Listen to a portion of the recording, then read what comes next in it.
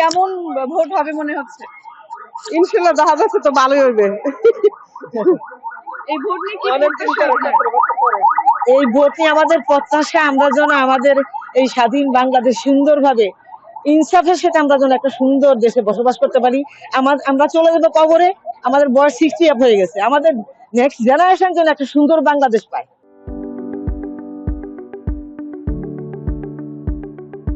আলহামদুলিল্লাহ অনেক ভালো লাগছে।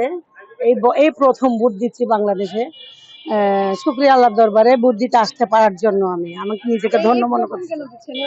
আর দিতে পারি নাই, মানে এরকম পরিস্থিতি ছিল না, যার জন্য দিতে পারি নাই। এখন চাচ্ছি একটা ইনসাফের বাংলাদেশ, আসলে যে যোগ্য পাত্র যে দেশটাকে সুন্দরভাবে এগিয়ে নিতে পারবে, আগামী প্রজন্ম দেশটাকে সুন্দর গড়ে দিতে পারবে, সেরকম প্রত্যাশা করছি। আর আমাদের প্রত্যাশা আমরা সবসময় যাকে কাছে পাবো এবং আমাদের সবসময় আমাদের ডাকে যিনি সাড়া দেবেন এবং আমাদের এলাকার উন্নয়নে কাজ করবেন, এরকম প্রার্থীকে আমরা বেছে নেবো ইনশাল্লাহ। যে প্রতিশ্রুতি প্রার্থীরা দিয়েছেন সেখানে আপনারা সন্তুষ্ট কিনা? ইনশাল্লাহ সন্তুষ্ট।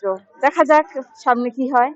খুব ভালো ফিল করছি এবং দেশের উন্নয়নে অনেক অবদান রাখবে আমাদের এই হ্যাঁ ভোট।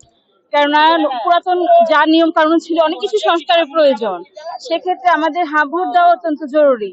এবং যে নিয়ম কানুনগুলি আছে তা আমরা প্রত্যেকেই টিভিতে দেখেছি, তো সেখান থেকে আমাদের যা ধারণা হয়েছে তাতে আমরা হ্যাঁ ভোট দেওয়া উচিত প্রত্যেকটি নাগরিকের। আমার বাসা খিলগাঁও, তো আমি এর জন্য এখানে মাদারটেক ভোটার, তাই আমি 6:45টার মধ্যে বের হয়ে গেছি।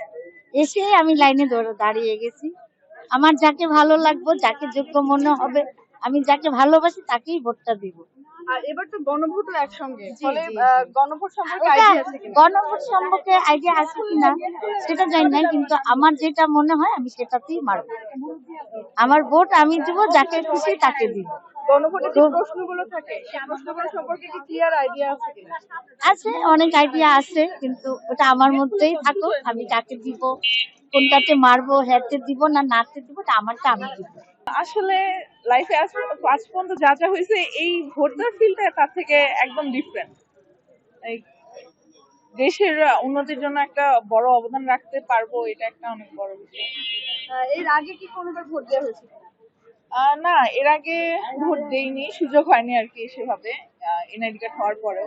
সবাই তো বাংলাদেশের লোক, সবাই ভালোটাই চায় এবং আমরাও ভালোটা চাই। দেশের মানুষ সবাই ভালোটা, সবার জন্য সবাই ভালো চায়। আমরা যদি ইনসাফ ভিত্তিক একটা রাষ্ট্র চাই, সবার সমান অধিকার থাকবে, যার যা অধিকার তা যেন সরকার ফিরিয়ে দেয়, আর যার কর্মস্থল গুলো যেন ঠিক রাখে, এটাই আমাদের প্রত্যাশা।